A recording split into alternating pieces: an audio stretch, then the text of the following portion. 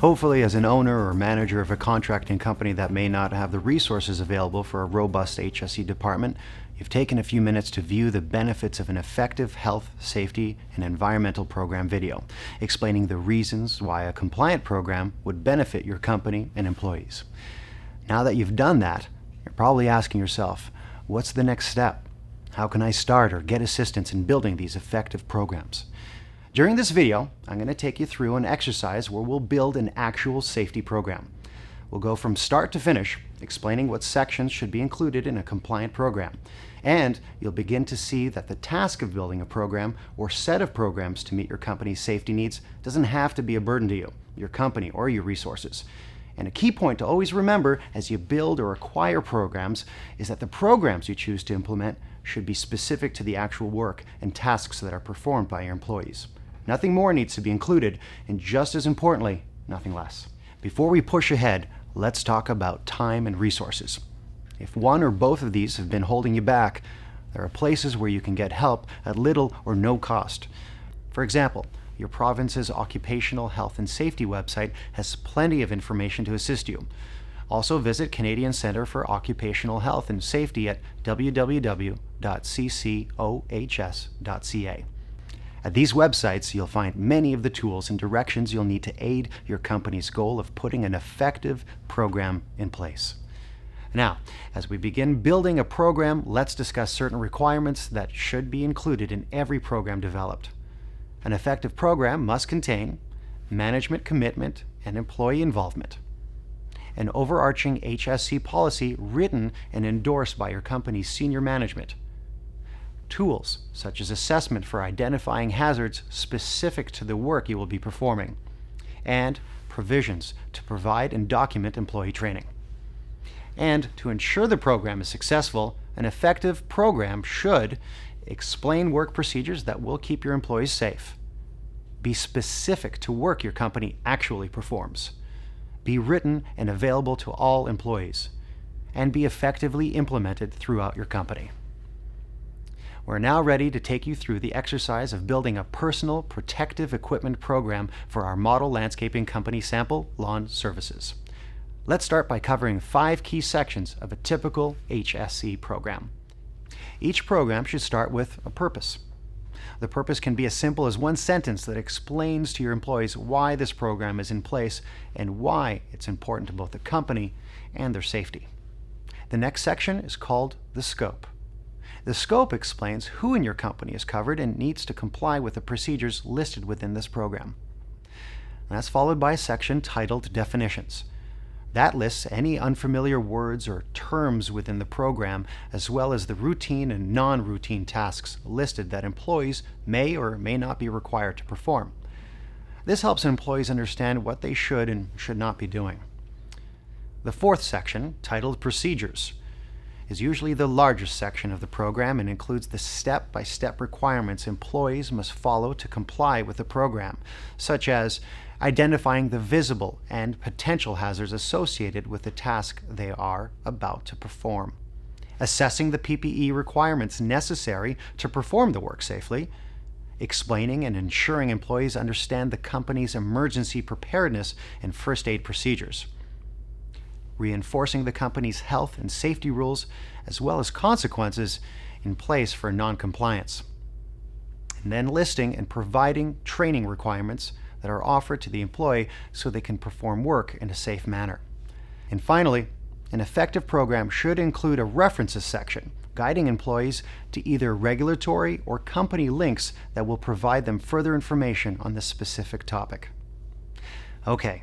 Now that we've covered the key sections that should be part of your company's program, let's give you some background on your model company.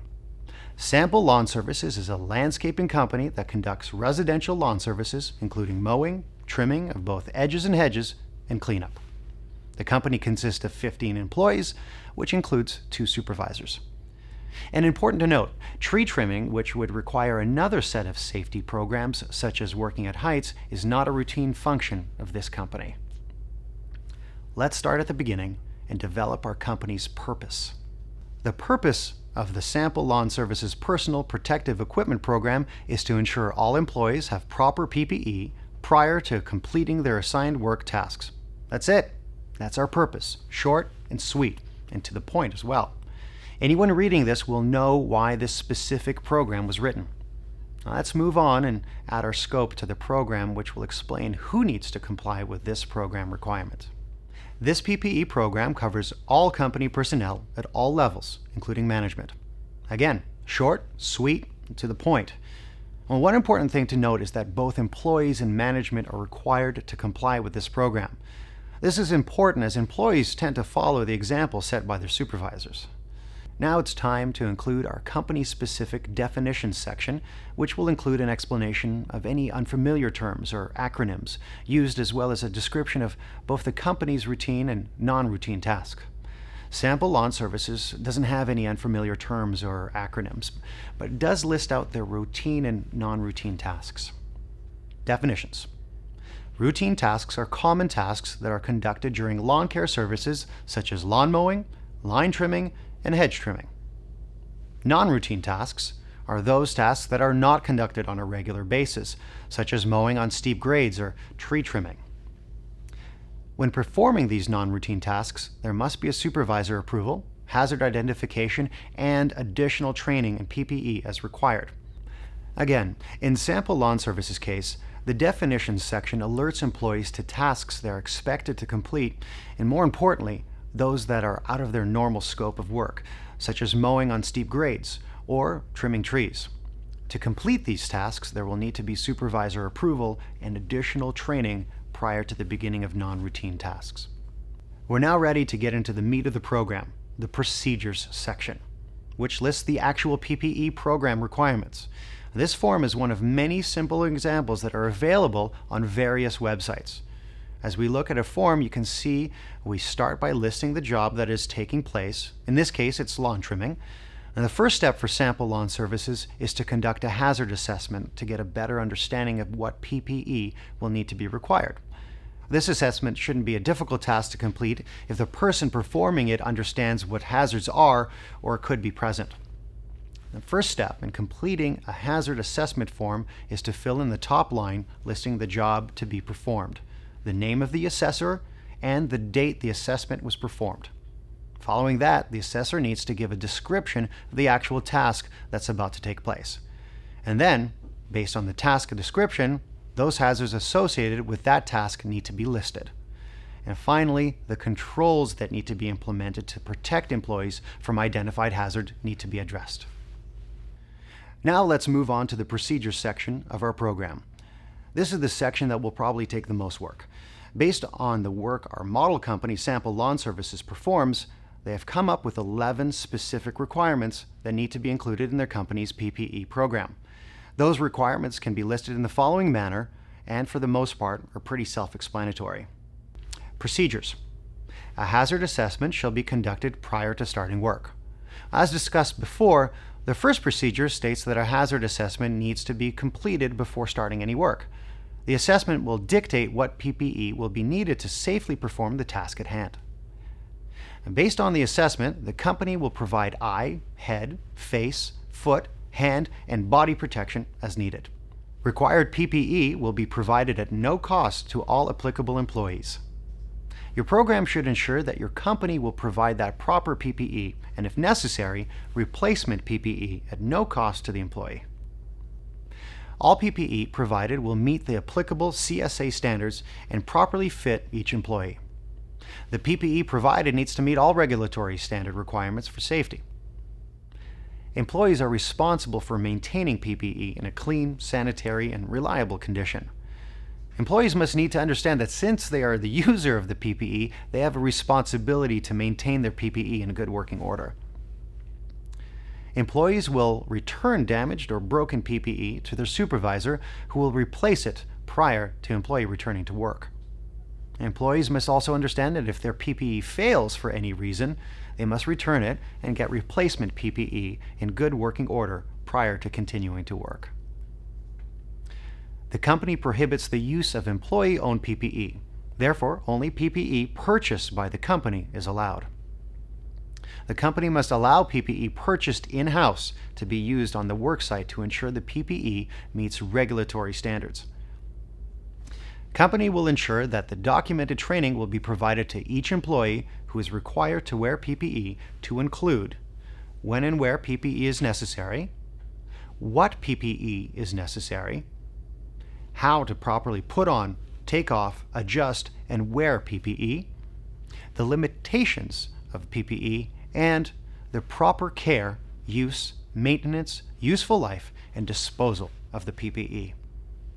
The company needs to ensure that employees are trained in the proper use and care of PPE they're initially given, and like all employee training, this training is documented and stored for safekeeping. Employees will be retrained on PPE usage whenever they are not able to demonstrate their understanding of the PPE requirements or the ability to use it properly, and when there is changes in the types of PPE or work environment that render the previous training obsolete. The company also needs to ensure that employees are retrained when there is a misunderstanding in the usage or change in the type of PPE supplied by the company. Disciplinary measures.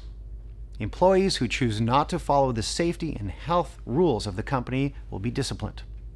Discipline will be progressive up to and including termination.